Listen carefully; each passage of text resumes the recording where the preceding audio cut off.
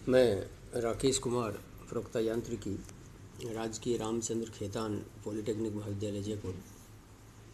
आज इस लेक्चर में द्वितीय वर्ष यांत्रिकी के विद्यार्थियों को ऑटोमोबाइल इंजीनियरिंग विषय में चेसिस और बॉडी के बारे में अध्ययन करवाऊंगा।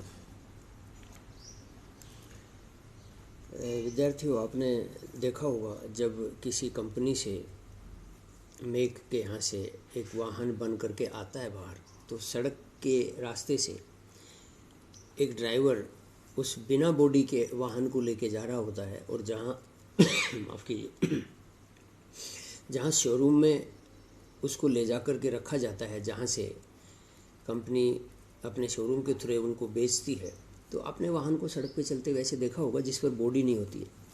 ये वास्तव में पूरा का पूरा चेसिस कहलाता है। इस चेसिस में क्या क्या पार्ट्स होते हैं, इस चेसिस में वाहन का इंजन होता है, इंजन के सभी पार्ट, रेडिएटर सहित पूरा का पूरा पार्ट इंजन होता है। इंजन का क्या काम है? अंतर्दहन से, ये इसमें आईसी इंजन लगे होते हैं सब, तो जिस किसी भी फ्यूल से वो चलता है, उस फ्यूल से इंजन में ऊर्जा उत्पन्न होती है और उस ऊर्जा से वाहन के सभी एक्सेसरीज चलती हैं। साथ में वाहन को जो गति मिलती है वो इसी ऊर्जा से मिलती है। इंजन के बाद में दूसरा जो मुख्य अंग चेसिस का होता है वो है transmission system. Transmission system, engine के बाद एक फ्लाईव्हील लगा होता है जो क्रैंकशाफ्ट की रोटरी पावर को अपने रोटरी मोशन में कन्वर्ट कर लेता है, और उस फ्लाईव्हील के बाद से लेकर के और एक्सल तक, जहाँ पहियों को पावर देने के लिए पावर पहुंचाई जाती है, पहियों घुमाने के लिए, वो सारा का सारा सिस्टम ट्रांसमिशन सिस्टम यानी पारेषण प्रणाली कहलाती है। इस पारेषण प्रणाली में क्लच, फिर गियर बॉक्स, यूनिवर्सल जॉइंट और प्रोपेलर शाफ्ट, फिर डिफरेंशियल गियर बॉक्स, और फिर वो एक्सल, वो धुरे जिनको डिफरेंशियल गियर बॉक्स के बाद में पावर दी जाती है। ये पूरा ट्रांसमिशन सिस्टम के अंग होते हैं। अगला जो सिस्टम इसमें होता है वो है सस्पेंशन सिस्टम, सस्पेंशन प्रणाली। सस्पेंशन प्रणाली क्या होती है? वाहन जब सड़क पे चल रहा होता है तो सड़क के उबड़ खाबड़पन की वजह से या घुमाव लेते वक्त वाहन का एक तरफ झुकने के कारण से जो वाहन ऊपर नीचे होने की स्थिति होती है वाहन की, उस ऊपर नीचे होने की स्थिति को ये सस्पेंशन प्रणाली खुद अपने अंदर एब्जॉर्ब कर लेती है, और सड़क के या घुमाव के जो झटके या गड्ढों का प्रभाव है वो वाहन में बैठे यात्रियों या वाहन में रखे सामान तक ना के बराबर पहुंचने देता है, खुद अपने अंदर ही एब्जॉर्ब कर लेता है। तो ये है सस्पेंशन प्रणाली। सस्पेंशन प्रणाली और ये काम करती है कि जो वाहन में वेट है पूरा बॉडी का डायरेक्ट एक्सेल के साथ भी जोड़ देती है, कई बार फ्रेम पर डायरेक्ट वेट नहीं आने देती है। वो सस्पेंशन प्रणाली में डिटेल में अपन आगे बढ़ेंगे। इसके बाद आती है स्टीयरिंग सिस्टम, स्टीयरिंग प्रणाली। स्टीयरिंग प्रणाली क्या है? आपने देखा होगा वाहन में, आपके टू व्हीलर में तो हैंडल है आगे जिसको कहते हैं, हैंडल को लेफ्ट या राइट घुमा के वाहन को दिशा प्रदान करते हैं। लेकिन यदि ये फोर व्हीलर है तो उसमें एक राउंड व्हील होता है जिसको स्टीयरिंग व्हील कहते हैं। ड्राइवर सीट पे बैठ के इसी स्टीयरिंग व्हील की सहायता से, पूरे स्टीयरिंग मैकेनिज्म की सहायता से, स्टीयरिंग व्हील इसका मुख्य अंग है जिसको ड्राइवर ऑपरेट करता है। ये वाहन को दिशा प्रदान करने काम आता है कि वाहन को सीधा चलाना है या लेफ्ट या राइट कहाँ घुमाना है, उसके लिए ये स्टीयरिंग सिस्टम काम में आता है। फिर आता है ब्रेकिंग सिस्टम। ब्रेकिंग सिस्टम वो इम्पोर्टेंट पार्ट है जो वाहन को गति को धीमा करने के विशेष काम आता है। कि वाहन जब चल रहा है, आपको घुमाव लेना है, उससे पहले स्पीड कम करनी है, अचानक कोई सामने आ गया तो भी स्पीड आपको कम करनी है, तो ब्रेक अप्लाई करके उसको, तो ये ब्रेकिंग सिस्टम भी चेसिस का ही एक भाग होता है। इसके बाद जो इस चेसिस में फ्यूल टैंक भी साथ ही लगा होता है, इंजन को चलाने के लिए जो भी फ्यूल होता है वो फ्यूल टैंक में भरा होता है। तो ये पूरा का पूरा सभी पार्ट मिल करके चेसिस का पार्ट कहलाते हैं। अब इसके बाद में आता है चेसिस का क्लासिफिकेशन। वर्गीकरण कि चेसिस कितने तरह की होती है।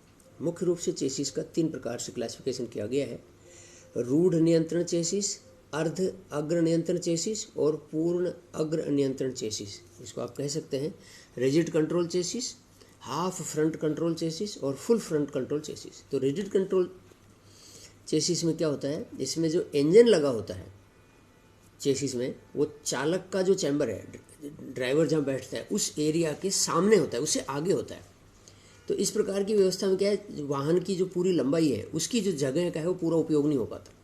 आगे सिर्फ इंजन का हिस्सा निकल गया। पुराने आपको ध्यान हो टाटा के जो ट्रक आते तो उनका नीचे थोड़ा सा आगे मुंह निकला होता था पहना, तो वो सिर्फ उसके ऊपर की जगह जो इंजन की वो खाली रहेगी, वो पूर्ण उपयोग उसका नहीं हो पाया। इसको कहते हैं रिजिड कंट्रोल चेसिस। दूसरा है अर्ध अग्र नियंत्रण चेसिस, यानी हाफ फ्रंट कंट्रोल चेसिस। इसमें क्या होता है, इंजन इस प्रकार लगाया जाता है कि उसका आधा भाग चालक चैम्बर, चालक का जो कक्ष है उसमें होता है तथा शेष आधा भाग उसके सामने बाहर रहता है। तो इसमें कुछ जगह का उससे रूढ़ नियंत्रण चेसिस की तुलना में बेहतर उपयोग हो पाता है। टाटा की कुछ गाड़ियाँ जो ऐसी श्रेणी की थी उसमें इसी प्रकार की चेसिस होती है।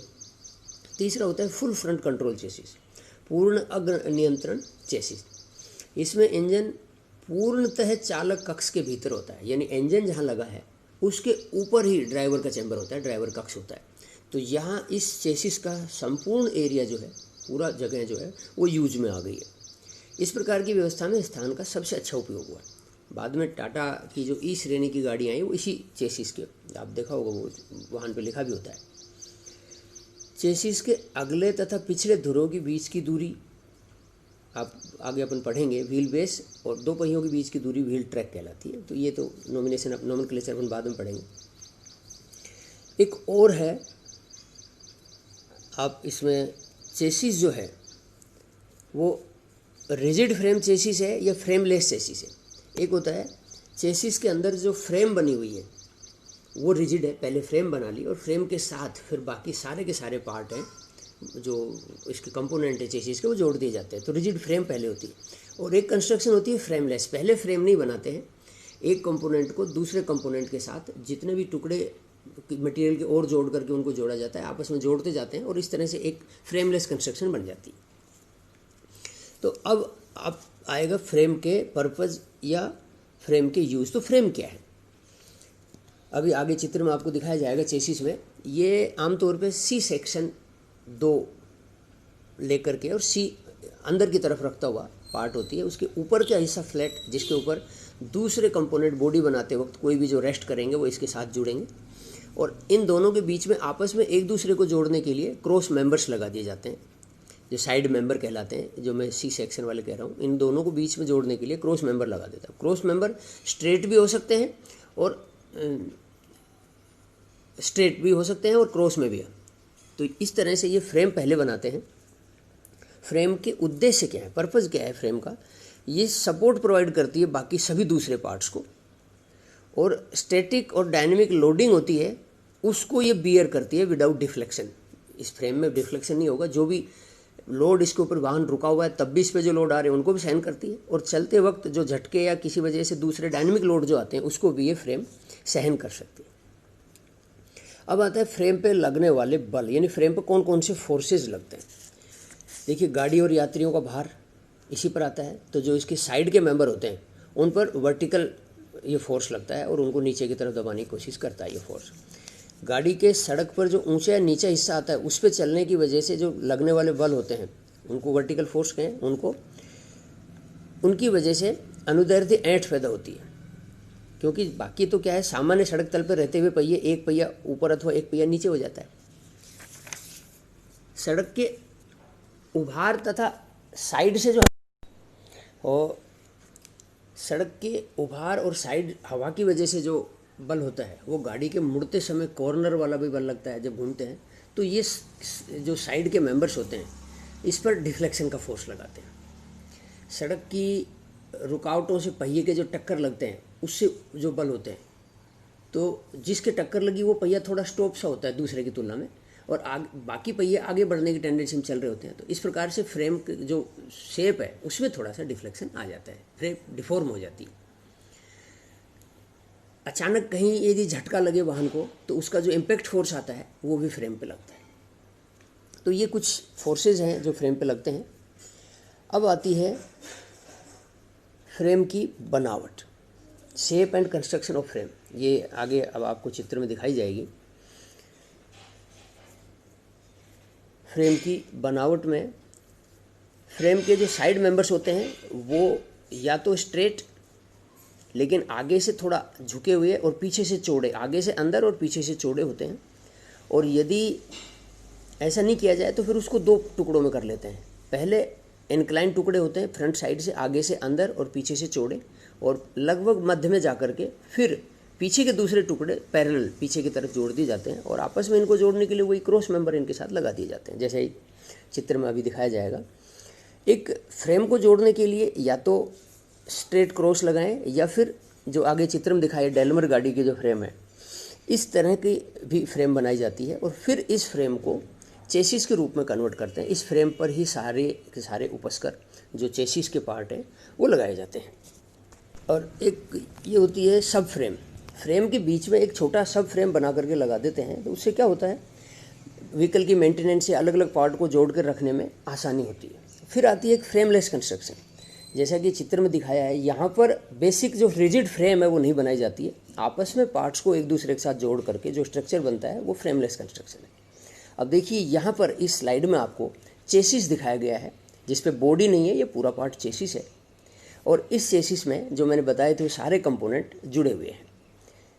इसके बाद आप देख रहे हैं ये फ्रेम की आकृतियाँ हैं जो मैंने बताया था। फ्रेम आगे से थोड़ा अंदर झुका हुआ और पीछे से चौड़ा होता है। इससे क्या होता है, वाहन आगे आसानी से कम दूरी में ही घूम जाता है।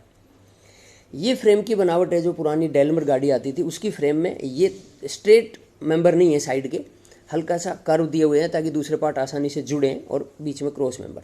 ये जो आखिर में दिखाया है ये है फ्रेमलेस कंस्ट्रक्शन। इसमें रिजिड फ्रेम नहीं बनाते हैं, ये साइड मेंबर बना के और फिर इस तरह से पार्ट्स को ही आपस में जोड़ते हुए इस तरह की फ्रेम